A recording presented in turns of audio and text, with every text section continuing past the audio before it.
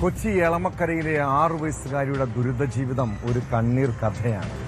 സ്വന്തം വീട്ടിൽ 1 വർഷത്തോളം ലൈംഗിക ചൂഷണത്തിന് ഇരയായ പെൺകുട്ടി ഒടുവിൽ ജന്മം കൊടുത്ത ആൾ തന്നെ അവളുടെ ജീവനെടുത്തപ്പോൾ പുറത്തു വന്നത് ഞെട്ടിപ്പിക്കുന്ന വിവരങ്ങളാണ്. ആരാണ് കുരുതിന്റെ ജീവിതം തകർത്തത്? മകളെ കൊലപ്പെടുത്തിയ അച്ഛൻ ആത്മഹത്യ ചെയ്തത് എന്തെങ്കിലും മറയ്ക്കാനാണോ? കേസിൽ DNA പരിശോധനാ ഫലം ഏറെ നിർണായകമാണ്. പീഡനത്തെക്കുറിച്ച് മറ്റാർക്കെങ്കിലും അറിവുണ്ടായിരുന്നോ എന്നതിൽ വ്യക്തത വരുത്താനുള്ള നീക്കത്തിലാണ് പോലീസ് ഇപ്പോൾ.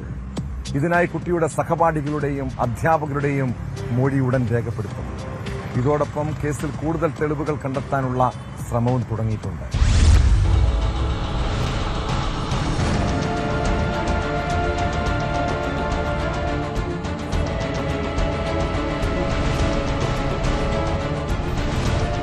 മരണത്തിന് മണിക്കൂറുകൾ മുൻപും പെൺകുട്ടി പീഡനത്തിനിരയായി എന്ന ഞെട്ടിക്കുന്ന വിവരമാണ് പോസ്റ്റ്മോർട്ടം റിപ്പോർട്ടിലുണ്ടായിരുന്നത്.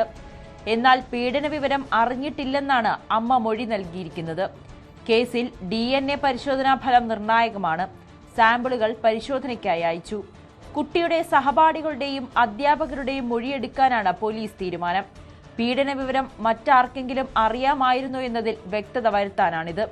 കഴിഞ്ഞ മാസം 16-നാണ് എളമക്കര പോണേക്കരയിലെ വാടക വീട്ടിൽ പിതാവിനെയും 6 വയസ്സുകാരി മകളെയും മരിച്ച നിലയിൽ കണ്ടെത്തിയത്. മകളെ കിടക്കയിൽ മരിച്ച നിലയിലും പിതാവിനെ തൂങ്ങി മരിച്ച നിലയിലുമാണ് കണ്ടെത്തിയത്. മകൾക്ക് വിഷം കൊടുത്ത ശേഷം പിതാവ് ജീവനൊടുക്കിയെന്നായിരുന്നു പോലീസിന്റെ നിഗമനം. കുട്ടിയുടെ ശരീരത്തിൽ ചില മുറിവുകൾ കണ്ടതോടെയാണ് പോലീസിന് സംശയമുണ്ടായത്. തുടർന്ന് വിശദമായ പോസ്റ്റ്മോർട്ടം റിപ്പോർട്ടിനായി കാത്തിരിക്കുകയായിരുന്നു.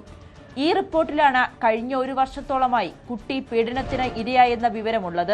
കുട്ടിയുടെ സ്വകാര്യ ഭാഗങ്ങളിലെ മുറിവുകളെക്കുറിച്ചും റിപ്പോർട്ടിൽ പരാമർശിക്കുന്നുണ്ട്. സെയിൽസ്മാനായി ജോലി ചെയ്തിരുന്ന പിതാവ് കുറച്ചു കാലങ്ങളായി ജോലിക്ക് പോയിരുന്നില്ല.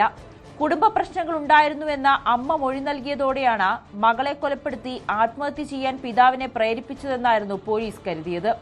ഇടപ്പള്ളിയിലെ ഷോപ്പിംഗ് മാളിൽ ജോലി ചെയ്യുന്ന കുട്ടിയുടെ അമ്മ രാത്രി ഷിഫ്റ്റ് അവസാനിച്ച ശേഷം വീട്ടിലെത്തിയപ്പോൾ വീട് പൂട്ടിക്കിടക്കുന്ന നിലയിലായിരുന്നു. ഭർത്താവിന്റെ മൊബൈൽ ഫോൺ സ്വിച്ച് ഓഫ് ചെയ്ത നിലയിലുമായിരുന്നു. മകളെയും ഭർത്താവിനെയും കാണാതായതോടെ പരിഭ്രാന്തയായ അമ്മ പൂത്തോട്ടയിലുള്ള ബന്ധുവിന്റെ വീട്ടിലെത്തി. രാത്രി മുഴുവൻ ഭർത്താവുമായി ബന്ധപ്പെടാൻ ശ്രമിച്ചുവെങ്കിലും ഫോൺ സ്വിച്ച് ഓഫ് ചെയ്ത നിലയിൽ തന്നെയായിരുന്നു. രാവിലെ വീണ്ടും വീട്ടിലെത്തി നടത്തിയ പരിശോധനയിലാണ് ഭർത്താവിനെയും മകളെയും മരിച്ച നിലയിൽ കണ്ടെത്തിയത്.